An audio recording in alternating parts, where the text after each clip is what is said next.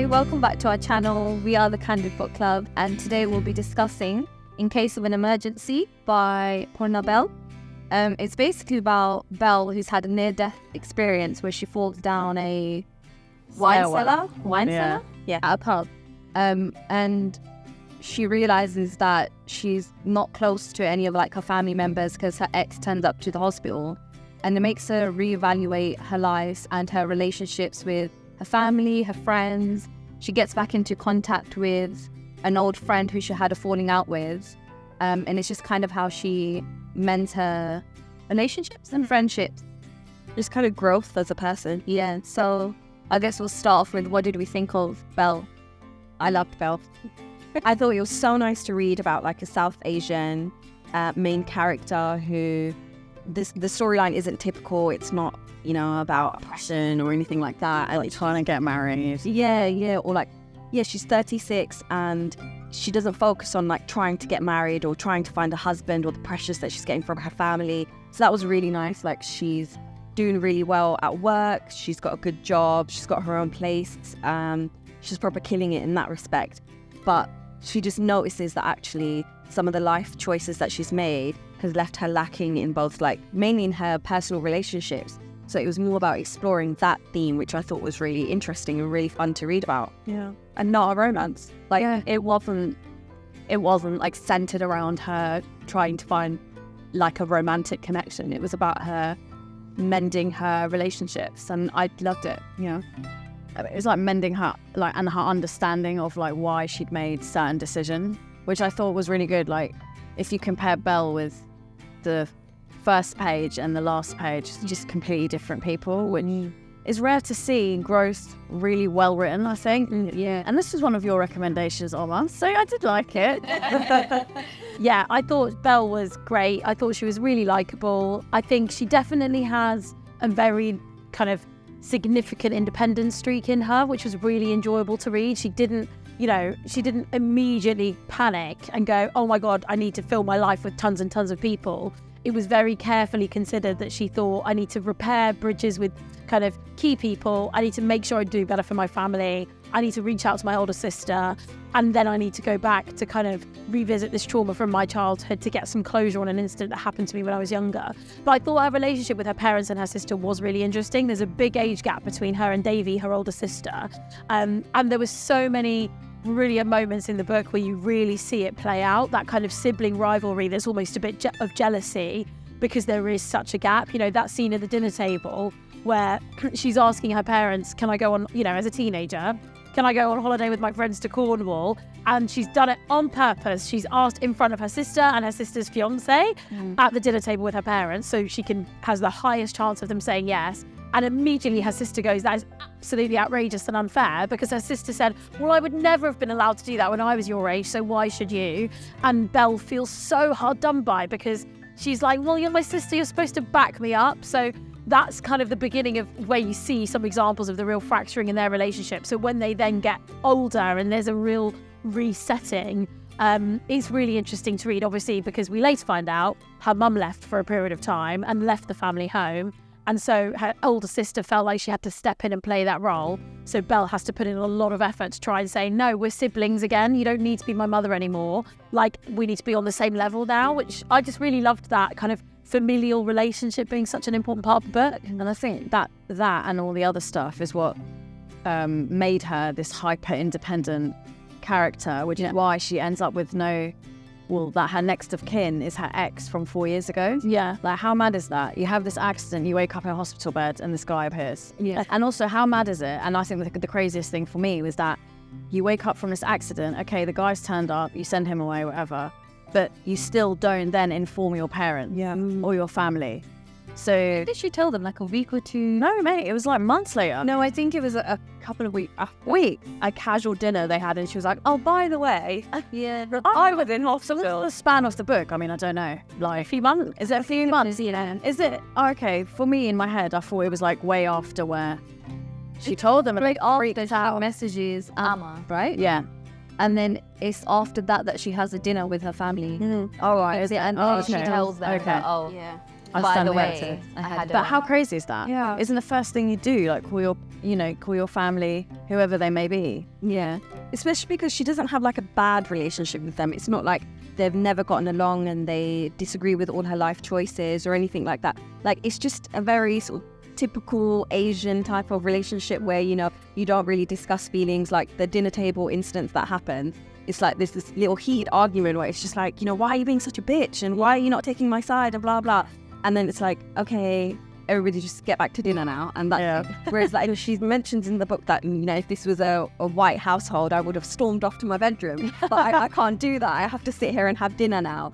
And I think that kind of really highlights like the type of relationship she has with her parents, where nothing is really discussed. They don't discuss their feelings. They don't discuss like how proud they are of her, for example. So she has a lot of misconceptions about what her family think of her. And I think that really makes her make certain decisions or behave in the way that she does, because she's just making a lot of assumptions. Yeah, the relationships she has with like her friends or her work colleagues basically is an extrapolation of that. Like how she interacts with her family, like not really knowing how they feel. That's how she projects with other people. You know, she never really got around to telling Amma, like when she was younger, how much she appreciated her or needed her or anything like that, because her parents never did that to her. So it's really interesting to watch her grow and understand throughout the book that actually, you know, she can rely on people, she can lean on people, and she could tell them how, you know, important they are to her. Yeah. And it means something. So it's really nice to see that growth and her grow out of that kind of a relationship with her parents. It was just really nice to read. But what was it that you didn't like vibe with in the book? Sorry, I'm completely thrown off. I can't remember either. What was, because like obviously, you know, we discussed this book with the author and stuff, and I think whenever we discuss when we have our book clubs, whenever we speak to the author and we have an audience, like it always elevates the book discussion. If we previously thought it was a 3 out of 5, it might upgrade to a 4. Yeah. So because I feel like you get a good insight into why the character, why certain things happen. And sometimes like you might not understand it, but then the author will give you a little bit of a backstory or why she made that decision or who these characters are based on, and you get like a deeper feel of the book. Yeah. But I loved this to begin with, so I loved it even more after. I think here me as well, it's like she reached out. So Belle is our main character. She reaches out to her friend Amma, who went to high school with her. They haven't spoken for 20 years. Yeah. I will die on that hill of pride. I will not reach out to someone for 20 years if I have a grudge, or like, you know, if there was a thing that went on. And so obviously she's seeking closure, and in light of what's happened, she's trying to rebuild everything, like you said. And I suppose we were asking the question about the impact of what happened to her at school, because obviously the reader doesn't really know exactly what happens until a little bit later. Was that Jess's problem? Probably, yeah. Yeah, Jess.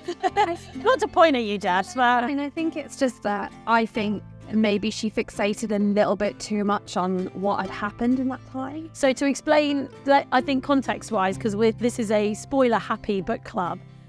So what later transpires is the reason that Belle falls out with all of her friends, or her 3 very close school friends, is as a result of this holiday in Cornwall.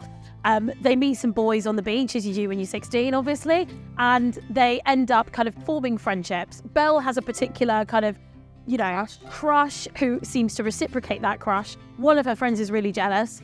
You know, it culminates in her overhearing where her friend Ling is saying to this guy that she likes, I don't know why you like her, she's smelly anyway, and makes some racist comments related to her Asian heritage. And this stays with her for a long time. She goes and tells Amma. Amma doesn't really react to the way she expected. Ling and Marina are the really close friends, so she suddenly loses these 3 really close girlfriends that she had. As a result of this trip, she forced her parents to let her go on. So that's the context of what happened, and that's why they kind of lost touch. So we had a bit of an interesting discussion kind of when we first read the book about, is that really enough of an incident in a way for them to have not spoken for so long, for them to have fallen out and not been in conversation for so long? And we kind of had differing views on it a little bit. So this is probably what the crux of where I don't get it. And I think what I enjoyed about reading this book was reading it from a younger sibling's perspective. Maybe because I'm an older sibling, I feel differently on it. But I think the way that Belle reacted, and that's not to take away from the seriousness of like racism, because it's terrible.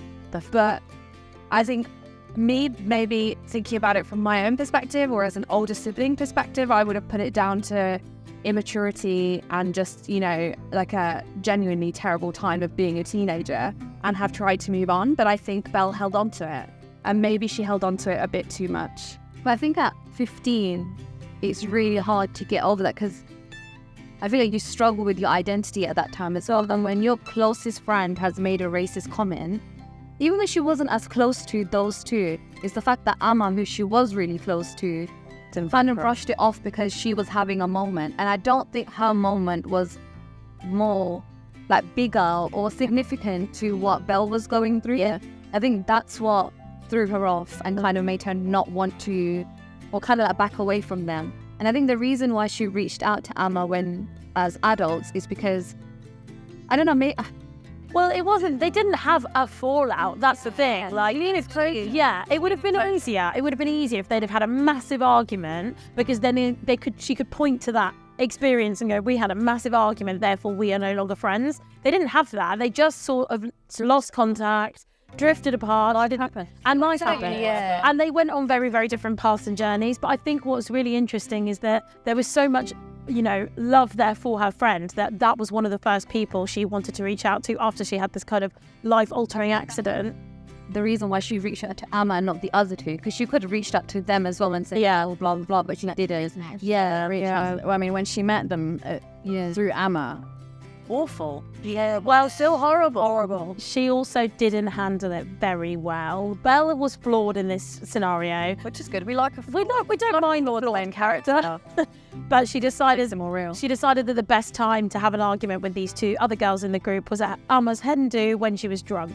Hen do's are awful. Like, you know it's going to be a problem. Do you know what I mean? With people that you don't know. Yeah. But I think the reason why she reached out to Amma as well is because, you know, when you're 16 or when you've been in school, like you feel like that person really knows you and still knows you as well as like your school friends or the ones who knew you in your like formative years. And you just want to connect to like your past in a way. And it was like weird because she didn't bring up the argument with Amma straight away.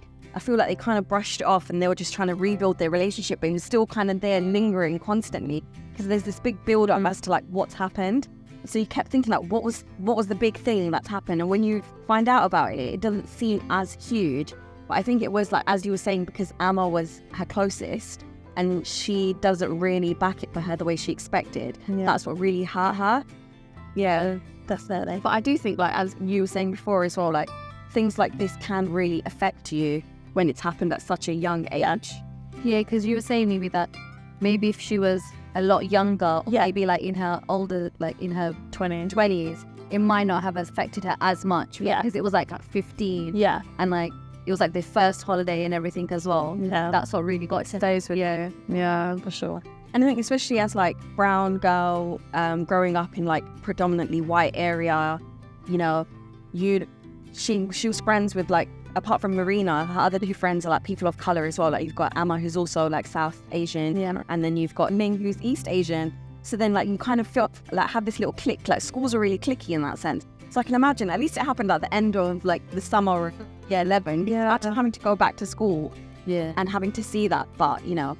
Yeah, I think it was the lack of closure that really was the driving force with why she reconnected with her. But she gets it. Does get it. She gets her closure and she learns so much about what they were also going through and things that were happening to them at that same time and who they are now.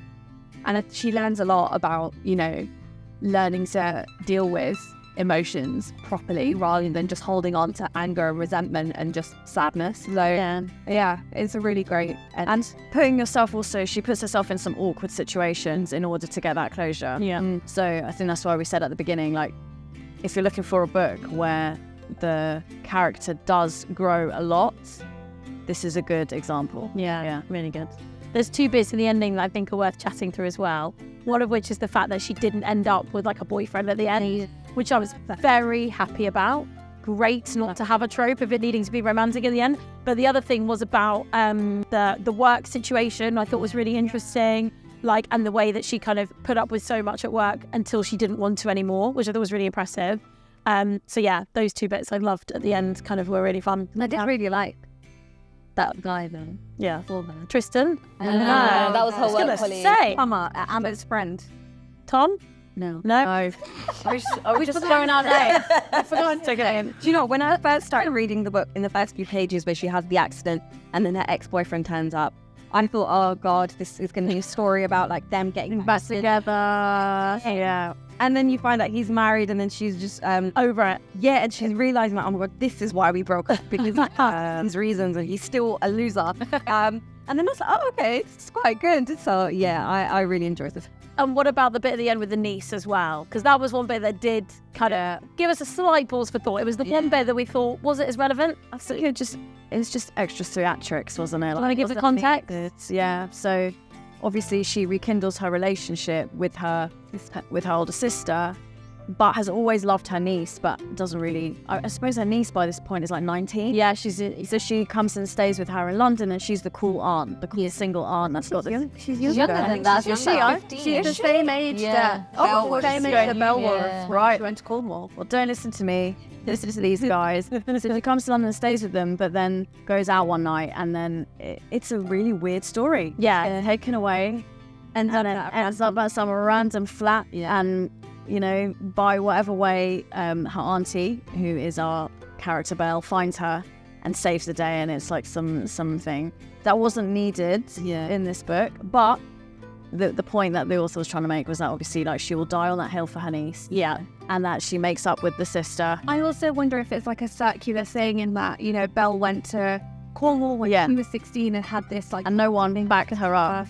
but now her niece has had this traumatic thing happen to her at the same age, but has got people backing her up and people on her side who have not judged her for what has happened, but have supported her. Really? So I think it's nice to show like the generational difference. So maybe it was a circular thing. Yeah, actually, that makes sense. yeah, that does. Thanks So for explaining that. this is why we like to discuss our books, because it makes us see things from like different perspectives. Yeah. Yeah. As you can tell, we all really enjoyed reading this book, and I think majority of us gave it 4 out of 5. So if it sounds interesting, please pick it up. I hope you enjoyed our discussion. If you do pick up the book, let us know in the comments below, and see you at the next one.